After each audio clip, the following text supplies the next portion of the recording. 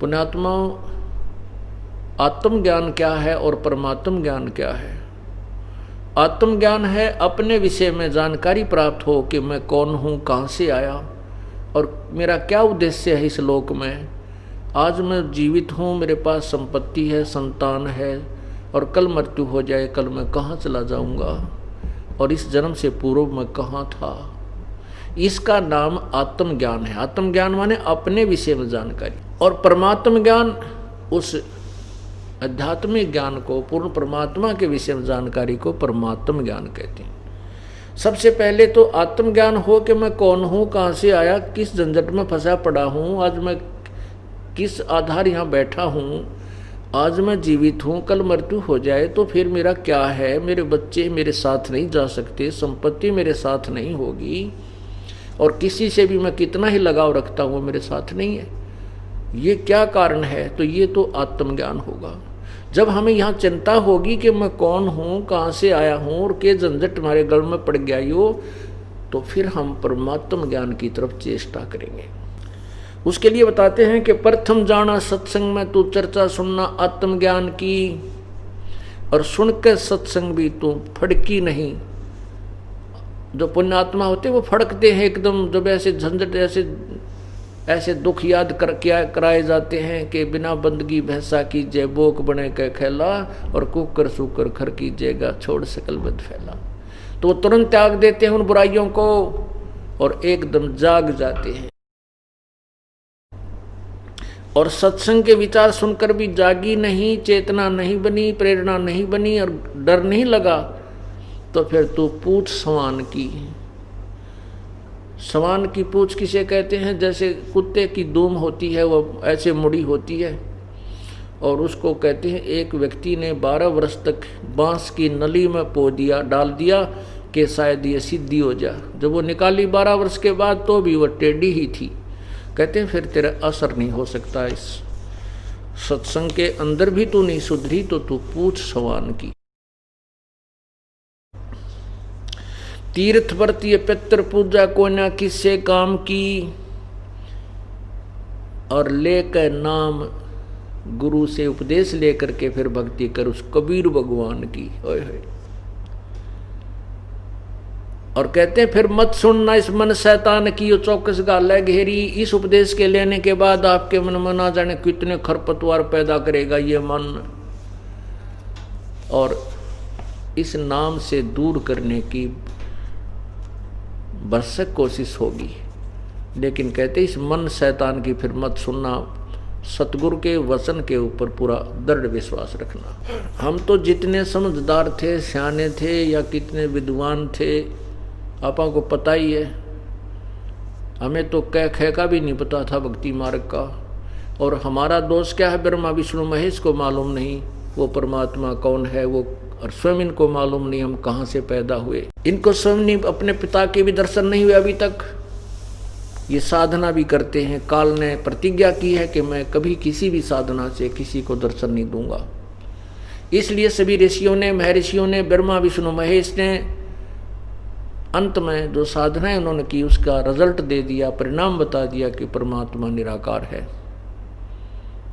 उसका केवल प्रकाश दिखाई देता है। क्योंकि जिस भगवान की साधना करते हैं उसने प्रतिज्ञा की है, ओम नाम के जाप से जो ब्रह्म की साधना की जाती है उसने प्रतिज्ञा की है कि मैं कभी किसी के समक्ष नहीं आता, ये मेरा अविनाशी अटल नियम है। गीता जी अध्याय नंबर 7 के श्लोक 24 और 25 में स्पष्ट वर्णन किया है। इसलिए परमात्मा को निराकार मान लिया गया, जबकि परमात्मा साकार है। वेद गवाही देते हैं। सदग्रंथ जिन संतों ने भगवान को देखा, उनकी अमरवाणी, उनकी जो एफिडेविट, उनकी अमरवाणी जो भगवान के विषय में उन्होंने एफिडेविट दे रखे हैं, उन्होंने प्रत्यक्षदर्शी हैं, वो उन्होंने बताया कि परमात्मा साकार है, उसका नाम कबीर है। तो इसलिए कहते हैं मत सुनना इस मन शैतान की, यो चौकस गाल गेरी। फिर कहते हैं काल लोक में कष्ट उठावे यू कोई ना तेरा ठिकाना, ये तेरा स्थान नहीं है। ये तेरा स्थायी स्थान नहीं है। आज आप यहाँ हो, यहाँ मृत्यु हुई, नरक में, नरक से कुछ पुण्य है स्वर्ग में, स्वर्ग से फिर यहाँ से चलो फिर आओ, फिर चलो फिर आओ। कहते हैं ये अरहट का कुआ लोई, या गल बंधा है सब कोई। कीड़ी कुंजर और अवतारा, हरहट डोर बंधे कई बारा। ये चतुर्भुजी भगवान कहाँ में, अरहट डोर बंधे सबा में। ये चतुर चार भुजा के भगवान ब्रह्मा विष्णु महेश कहते हैं भगवान कहलाते हैं। ये भी जन्म और मृत्यु के चक्कर में चलते फिरते ही रहते हैं।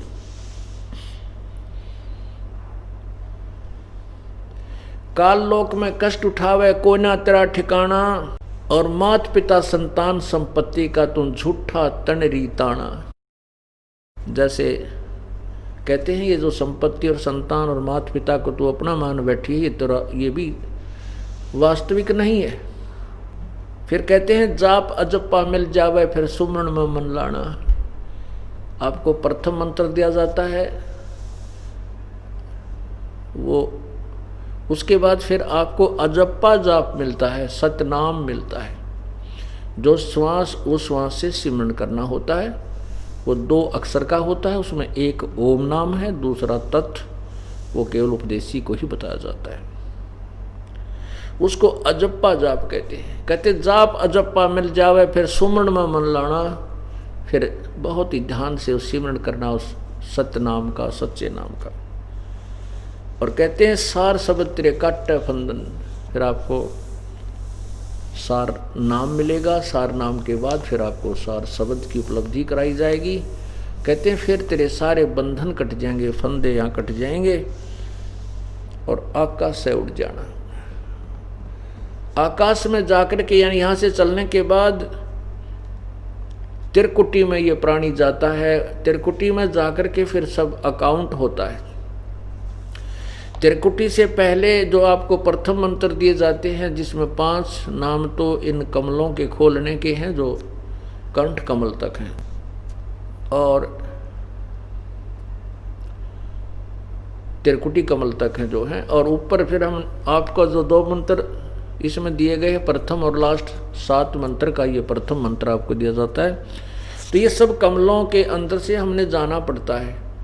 मूल कमल में गणेश जी है, सवा चक्र में सावित्री ब्रह्मा जी, नाभि चक्र में सुंडी के पीछे ने नाभि के पीछे उसमें विष्णु और लक्ष्मी जी, और हृदय कमल में महादेव पार्वती जी, कंठ कमल में दुर्गा शेरा वाली। तो हम जो आपको 5 नाम दिए जाते हैं, इन 5 नामों से आपका ये कमल खुल जाएंगे और फिर हम त्रिकुटी पर जाएंगे। त्रिकुटी पर आप जाने के बाद इस 2 मंत्र का जो जाप है, सतनाम में जो ओम मंत्र है, इस ओम मंत्र की जो कमाई है, इसका धन है, ये जो आप सिमरण करते हो, ये वहाँ त्रिकुटी के ऊपर इसका हिसाब वहाँ किया जाएगा। गीता जी अध्याय नंबर 18 के श्लोक नंबर 62 में कहा है कि तू सर्वभाव से उस परमेश्वर की शरण में जा, उसकी कृपा से ही तू परम शांति और शाश्वत स्थान अर्थात सतलोक को प्राप्त होगा। गीता अध्याय नंबर 18 के श्लोक 63 में बताया कि मैंने जो ये ज्ञान तेरे को गीता का दे दिया, सारा विवरण बता दिया। मेरी शरण में रहना है तो मेरे में मनवाला हो, मेरा भजन कर, मेरे ही पास रहेगा। गीता जी अध्याय नंबर 18 के 63 और 65 में कहा है। फिर कहा कि तूने उसकी शरण में जाना है जो 18वें अध्याय के 62वें श्लोक में जिसके विषय में कहा है, और 15वें अध्याय के प्रथम और चौथे श्लोक में कहा है। उसकी शरण में जाना है तो सर्वधर्मान परित्यज माम एकम शरणम व्रज। मेरे लेवल के, मेरे सत्र की जो ओम नाम की कमाई है वो मुझ में छोड़ के उसकी शरण में तू जा, फिर मैं तुझे सब पापों से मोक्ष कर दूंगा, मुक्त कर दूंगा। ओम नाम की जो कमाई हम करते हैं, पहले क्या गलती करते रहे, ओम नाम की साधना करके ऋषि महर्षि कहाँ चले जाते थे, ब्रह्मलोक में। और ब्रह्मलोक एक बहुत बड़ा रेस्टोरेंट है जहाँ सबसे ज़्यादा नाचने गाने बकवाद सबसे ज़्यादा उस ब्रह्मलोक के अंदर है। जैसे आपने मार्कंडे ऋषि और इंद्र की कथा सुनी,